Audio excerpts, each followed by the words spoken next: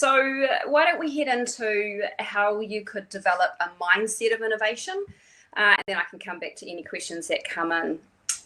One of the biggest thing that I notice and I see is where people play with technology in their home life. They are more open to technology in their business life.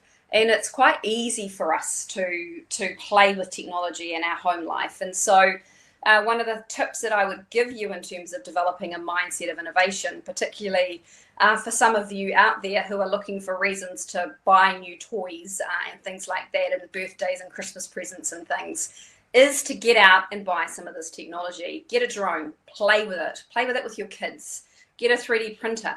Get your kids using a 3D printer. I bought one for my kids about 10 years ago. I didn't really know what to do, but I learned so much from how they were using the 3D printer and what they did with it and things like that. So get a 3D printer, understand what you can do with that technology, and if you understand in your home life, you can demystify it and take it into your business and your work life. Robots are coming at us at a rate of knots.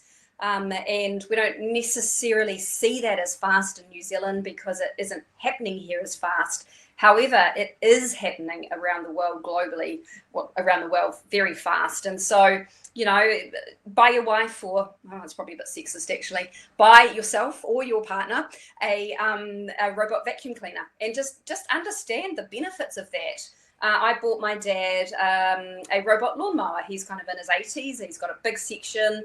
He's finding it really tough, as you would in your 80s. And so I bought him a robot lawnmower last year, and it's been brilliant. He loves, in fact, my parents have a robot lawnmower, a robot vacuum cleaner, and a robot mop.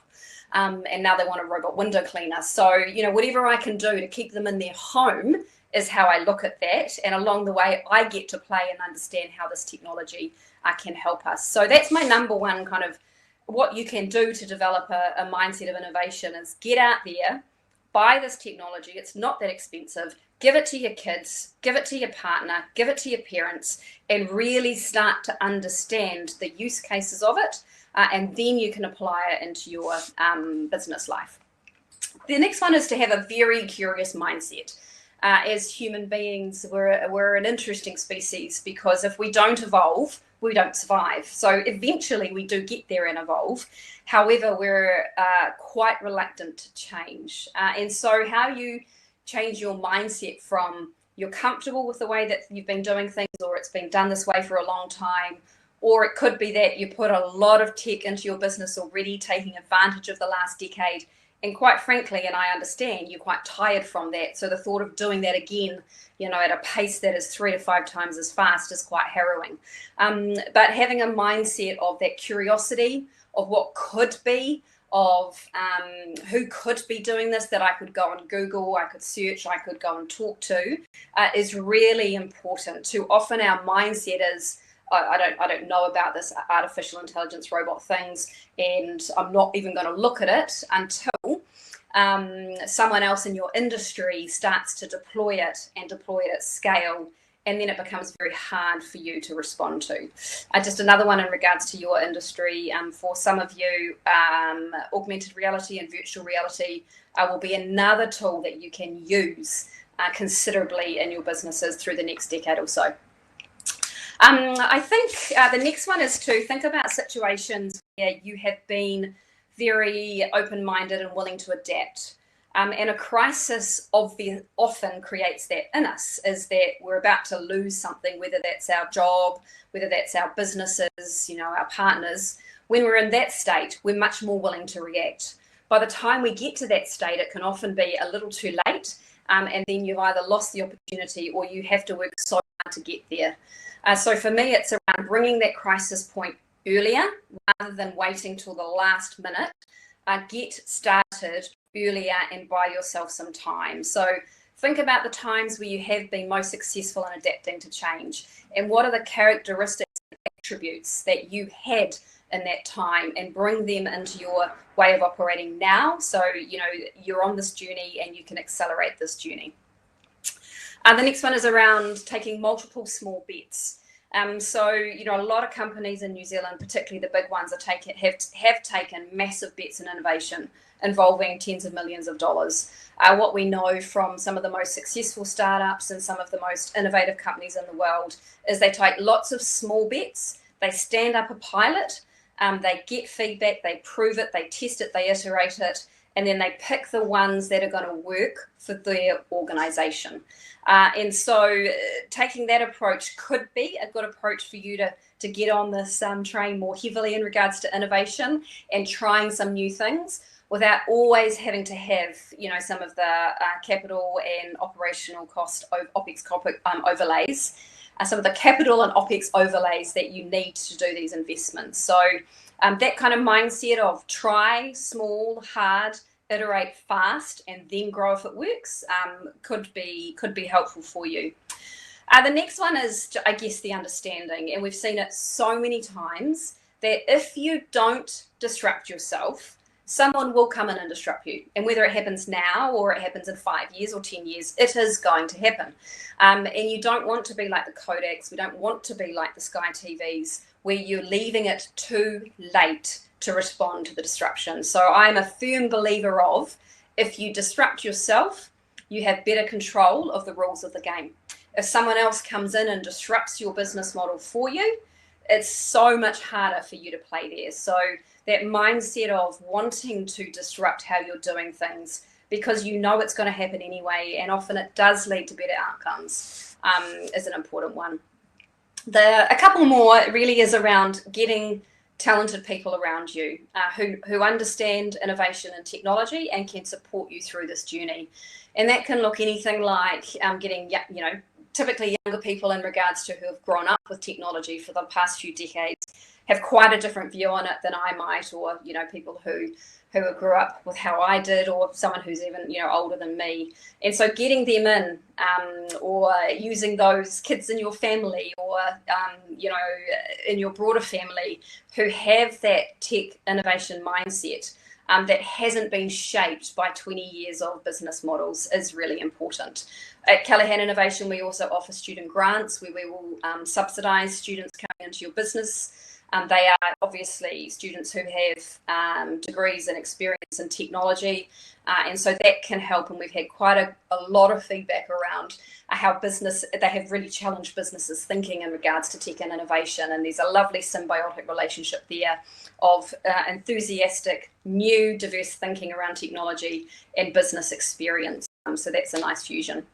And then the last one really is to just acknowledge, as you go through this, the competence cycle. And the first place to start, some of you are already at this, for those of you who aren't, is to acknowledge that you're unconsciously not competent at this. So actually you may not be that great at it. That's okay. Acknowledge that. And then work out how you move into a space where you get good at it, and that's through education, your networks. There's lots of great resources out there, like Tech Futures. They run for the price of a cup of coffee a month. They run articles and case studies and things like that you can sign up to start to learn about these technologies and lift your knowledge. So build your competence and then make that competence conscious. And then, of course, you become, really good at it. So just thinking about it in the terms of that cycle. So that's a couple of things around that. We do have a couple of questions, so I'll just go to them. I think the way that we work and live tomorrow will change the design of our homes. And I just kind of want to pick up on a couple of global megatrends that we are seeing that is also influencing this, and therefore the level of innovation coming through. So a big one is our aging population. So we've got over the next 15 years or so, a doubling of the 65 plus population in New Zealand. And so when you add that to the fact that by the time those people retire, their average age that they die will be more akin to 90-ish. That means that our homes will be looking a little bit different. And for those who want to stay in their homes, then you're looking at a lot more technology to support people in their homes. So you're looking at robots, you're looking at automation of the home, things like that. And then, of course, you've got a massive burgeoning population in retirement homes, and so how you think about that, and then those that are going into retirement homes earlier, who, in their mid-60s and 70s, who may now spend 15 years in that retirement complex, or even 20 years compared to the 5 to 10 that they may have. So that has all sorts of implications for the activities in that retirement community, how they live in that space for so long, things like that. In regards to our homes, we have a burgeoning population issue on the planet. We're heading to 9 billion people. We know in New Zealand already that our traditional way of housing, of everyone living in a 3-bedroom house, we just cannot cut that in regards to our future population growth. So how we're thinking about inner city housing, and there's a lot of great work going in the apartment space, community building space, things like that. The next one is around climate and sustainability, and consumer preferences are absolutely shifting there. And so how you are thinking about sustainability in your building design, in home. We're recycling in ways that we weren't. We'll be getting into composting, and there's some amazing technology ideas I've seen come through from in terms of bringing composting into homes, and then the materials that we use, and then the community aspect of our home environment, and shared services like sharing lawnmowers and sharing compost bins and sharing gardens and things like that. So they are some of the big shifts I think that we're going to see in how our homes develop. The other thing is, of course, COVID-19 and the global pandemic, which I think will see a permanent shift of people into homes, and we won't see people in offices to the extent that we used to. Or kind of in the city. And so what that means is our homes aren't necessarily designed for a much more blended work-home life balance. And so you'll start to see demands in that. My neighbour next door in the apartment, she has a 1-bedroom apartment, works beautifully in regards to her job before COVID, but right now she's dying because, she's got no place to work, etc., etc. So I think there will be some shifts come through in terms of that. I think in terms of what I agree that now is the time to invest, absolutely. Like you just can't leave it any longer.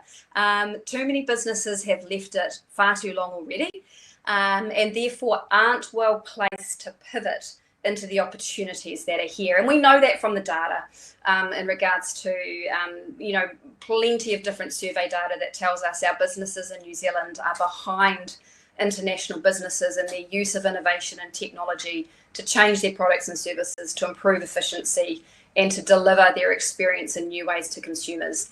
As I said, Tech Futures, I'll put the address in the chat, or we'll get it to you, for the price of a cup of coffee a month. Have online learning where you can get your head across this. So, there's a lot of information out there now, and you can no longer kind of bury your heads and say it's not coming. It is well coming now. And the thing, as I started this with in regards to pandemics, or which is causing the recession, is technology and automation play massive roles in any recessionary environment. And so that's coming towards you.